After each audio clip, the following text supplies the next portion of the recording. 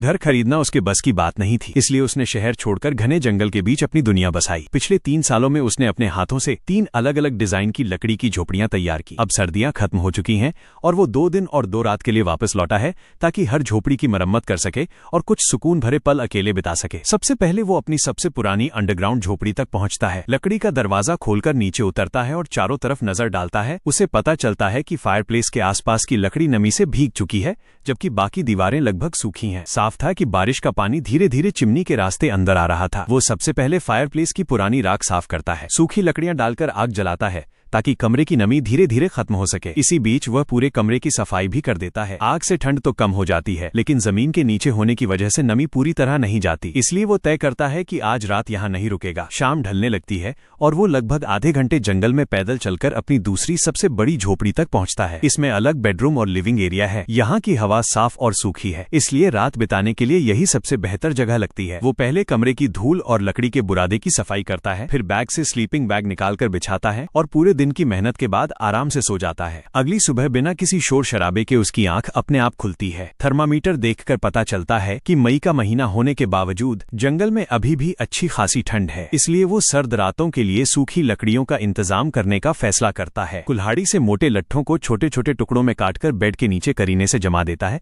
ताकि जरूरत पड़ने पर आसानी से इस्तेमाल हो सके और जगह भी न घिरे। थोड़ी देर आराम करने के बाद वो बाहर जाकर और लकड़ियां इकट्ठा करता है और उन्हें शेड में सलीके से रख देता है। जंगल में दिन और रात के तापमान का बड़ा फर्क होता है, इसलिए सूखी लकड़ियों का अच्छा स्टॉक जिंदगी के लिए बेहद जरूरी है। इसके बाद वो कमरे में लौटकर फायरप्लेस खोलता है। नीचे लगी हीट इंसुलेशन प्लेट हटाते ही दिखता है कि सबसे नीचे की इंसुलेशन परत पूरी तरह भीग चुकी है। अगर इसे समय रहते सुखाया न जाए तो लकड़ी जल्दी सड़ सकती है। वो पहले पूरा हिस्सा साफ करता है, फिर फायरप्लेस दोबारा फिट करता है, ऊपर कुछ पत्थर रखता है ताकि गर्मी बराबर फैले और फिर से आग जलाकर नीचे की भीगी हुई लकड़ी को धीरे धीरे सुखाने लगता है। जब तक फर्श सूख रहा होता है वो बाहर बने ईंटों के ओवन की सफाई करता है ताकि शाम का खाना आसानी से बनाया जा सके। अभी दिन बाकी था, इसलिए वो तीसरी झोपड़ी देखने निकल पड़ता है जिसे उसने पिछले साल बनाया था। घने जंगल से गुजरते हुए वह कुछ ही देर में वहां पहुंच जाता है। सीमेंट और लकड़ी के खंभों से बनी ये झोपड़ी काफी मजबूत है। अंदर जाकर देखता है कि सब कुछ पहले जैसा ही है, लेकिन बर्फ पिघलने की वजह से लकड़ियों के बीच से नमी अंदर आ गई है। अच्छी बात ये थी कि थोड़ी हवा और गर्मी मिलने पर ये आसानी से सूख सकती थी। वो पेड़ की सूखी छाल से आग जलाता है और फायरप्लेस की गर्मी से कमरे की नमी दूर करता है। इसके बाद पूरे कमरे की सफाई करता है और सब कुछ ठीक ठाक करके वापस अपनी दूसरी झोपड़ी की ओर लौट जाता है। तब तक रात हो चुकी होती है। वो बाहर बने ओवन में पहले से तैयार पिज्जा रखकर धीमी आंच पर बेक करता है। कुछ ही देर में गर्मा गर्म पिज्जा तैयार हो जाता है। खाना खत्म करने के बाद वो दरवाजा बंद करता है, पूरे दिन की थकान लेकर बिस्तर पर लेट जाता है और जंगल के बीच एक और सुकून भरे दिन का अंत हो जाता है।